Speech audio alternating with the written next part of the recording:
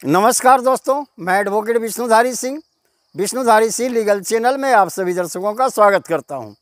दोस्तों, आज मेरे वीडियो बनाने का टॉपिक है सुप्रीम कोर्ट का एडवर्स पोजीशन पर बहुत महत्वपूर्ण फैसला, यानी प्रतिकूल कब्जा पर सुप्रीम कोर्ट का एक महत्वपूर्ण फैसला आया है दोस्तों, जिसमें सुप्रीम कोर्ट ने कहा है कि मात्र कब्जा के आधार पर आप ज़मीन के मालिक नहीं बन सकते।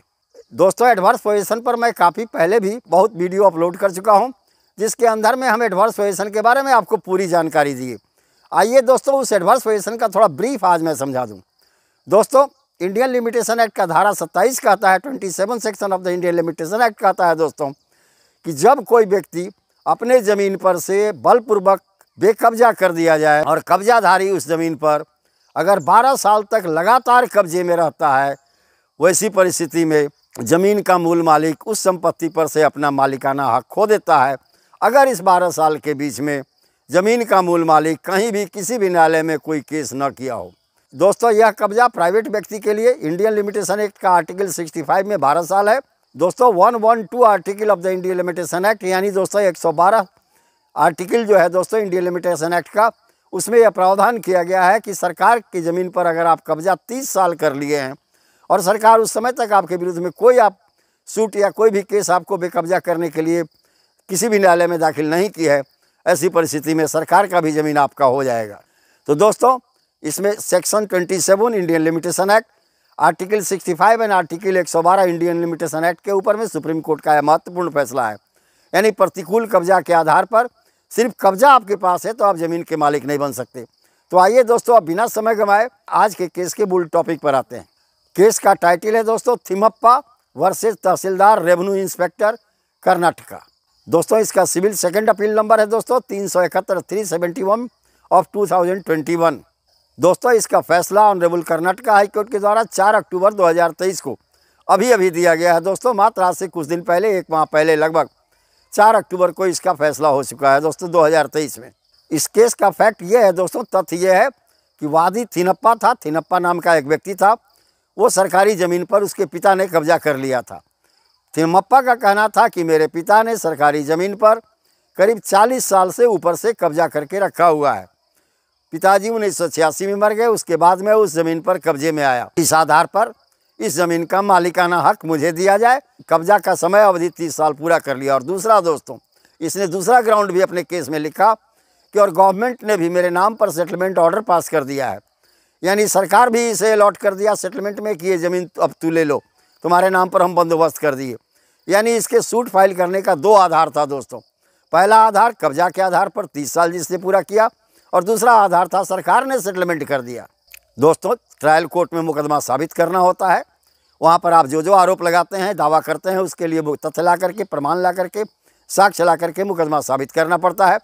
अपने तरफ से थिमप्पा ने कुछ मौखिक गवाह प्रस्तुत किए कि हाँ, इस ज़मीन पर 35 साल या 40 साल से इसका कब्जा है। लेकिन दोस्तों, थिमप्पा ने कोई सेटलमेंट ऑर्डर नहीं दिखाया गवर्नमेंट का कि हाँ, गवर्नमेंट ने कोई सेटलमेंट हमारे पक्ष में किया। इस तरह का कोई भी दस्तावेज न्यायालय में थिमप्पा ने दाखिल नहीं किया, वादी ने दाखिल नहीं किया दोस्तों। यहाँ दोस्तों ये एग्जिबिट किया रेंट रिसीट, कुछ दिनों का, मैंने 15 साल 12 साल का रेंट रिसीट जो है, जो तहसीलदार लोगों ने काट करके उन्हें दिया था, पैसा लेकर, मालगुजारी लेकर, वो रेंट रिसीट को एग्जिबिट न्यायालय में कराया दोस्तों।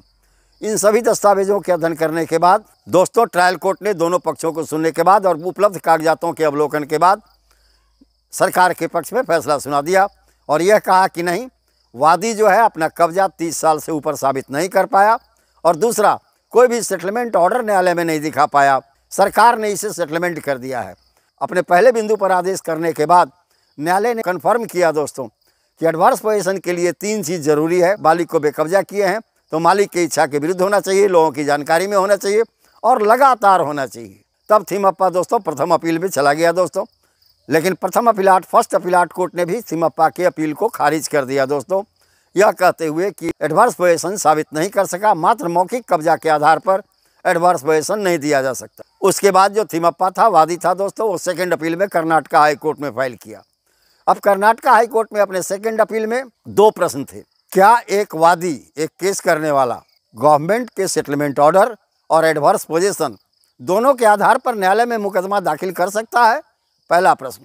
अब कर्नाटका हाई कोर्ट के समक्ष में मुख्य प्रश्न थे कि क्या एक व्यक्ति सरकार के ज़मीन के कब्जे के आधार पर और सरकार के अलॉटमेंट के आधार पर, सेटलमेंट के आधार पर, दोनों आधार पर अपना मुकदमा न्यायालय में दाखिल कर सकता है। ऑनरेबल कर्नाटक हाई कोर्ट ने अपना फैसला सुनाते हुए इस बिंदु पर कहा, थिम्मप्पा जो था यानी वादी जो था वो लगातार कब्जा 30 साल का नहीं दिखा सका। 30 साल का उसके पास कब्जा दिखाने के लिए कोई प्रमाण नहीं है, सिर्फ चंद मौखिक गवाहों को छोड़कर, और सरकार के द्वारा सेटलमेंट डॉक्यूमेंट भी नहीं दिखाया। दोस्तों, यहाँ पर ऑनरेबल हाई कोर्ट ने प्रथम बिंदु पर जो एडवर्स पोजीशन का था उस सिद्धांत की व्याख्या करते हुए कहा कि एडवर्स पोजीशन को साबित करने के लिए यानी प्रतिकूल कब्जा के आधार पर मालिकाना हक साबित करने के लिए 3 मुख्य चीज़ें जरूरी हैं। पहला है दोस्तों नेक भी। नेक भी का मतलब है दोस्तों लगातार शांतिपूर्वक एक निश्चित अवधि तक का कब्जा। सरकार का ज़मीन था तो लगातार शांतिपूर्वक 30 साल तक का कब्जा थिम्मप्पा को कोर्ट में दिखाना चाहिए था। दोस्तों, 30 साल के कब्जा का जैसे नल जल का रिसीट होता, बिजली का बिल होता, या और भी कोई डॉक्यूमेंट्री एविडेंस होता, या ग्राम पंचायत का ही लिखा हुआ कोई दस्तावेज होता, ऐसा कुछ नहीं दिखाया। सिर्फ मौखिक दस्तावेज, सिर्फ मौखिक साक्ष्यों को, मौखिक कहने वाले गवाहों को न्यायालय में प्रस्तुत किया कि हाँ, इनके पिताजी 40 साल से कब्जे में थे और ये अभी भी कब्जे में हैं। दूसरा बिंदु कहा ऑनरेबल हाई कोर्ट ने कि नेक काम। नेक काम का मतलब हुआ दोस्तों पब्लिक की जानकारी में, आम जनता की जानकारी में शांतिपूर्वक कब्जा। यानी दोस्तों, जब वो ज़मीन पर कब्जा किया तो 30 साल तक लगातार कब्जा करना चाहिए था, क्योंकि सरकार की ज़मीन थी, और पब्लिक की जानकारी में, आम जनता इसकी जानकारी रखे। और तीसरा बिंदु पर ऑनरेबल हाई कोर्ट ने कहा कि एडवर्स पोजीशन साबित करने के लिए 3 बिंदु जरूरी है। उसमें तीसरा बिंदु था नेक प्रीकारियो, यानी मालिक की इच्छा के विरुद्ध मालिक के ज़मीन पर अगर आप कब्जा करते हैं तब आप एडवर्स पोजीशन के मालिक होते हैं। यानी दोस्तों, ऑनरेबल हाई कोर्ट के अनुसार मालिक के इच्छा के विरुद्ध पूरी जनता की जानकारी में लगातार 30 साल तक कब्जा अगर आपने साबित कर दिया तो सरकारी ज़मीन के भी आप मालिक बन सकते हैं एडवर्स पोजीशन के आधार पर। लेकिन यहाँ पर दोस्तों थिम्मप्पा ने सिर्फ एक ही चीज़ बताया कि मौखिक गवाह के द्वारा हमारा कब्जा इस पर 30 साल है या 40 साल है, बाकी कोई डॉक्यूमेंट नहीं, सिर्फ रेंट रिसीट 12 साल 14 साल का दिखाया। ऐसी परिस्थिति में ऑनरेबल हाई कोर्ट ने उसके अपील को खारिज कर दिया, और अपने अपील को खारिज करने के लिए ऑनरेबल हाई कोर्ट ने एक सुप्रीम कोर्ट के मुकदमे का उदाहरण दिया। दोस्तों, उस उदाहरण को भी समझना जरूरी है। सुप्रीम कोर्ट के केस का टाइटल है धागा भाई बनाम अब्बास।